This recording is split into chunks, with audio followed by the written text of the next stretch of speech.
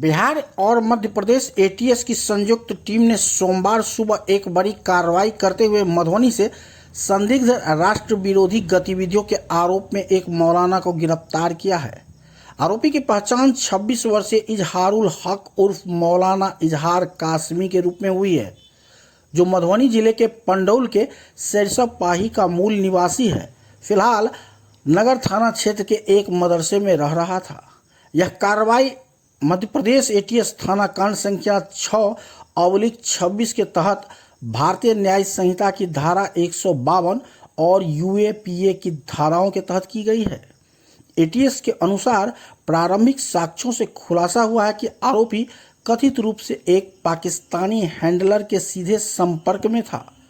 दोनों टीम ने सोमवार तड़के सुबह मस्जिद और पैतृक आवास पर एक साथ छापेमारी की।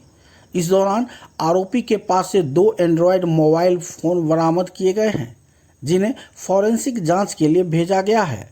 मामले की संवेदनशीलता को देखते हुए मधुबनी एसपी योगेंद्र कुमार भी नगर थाना पहुंचे, हालांकि कुछ भी बताने से परहेज किया।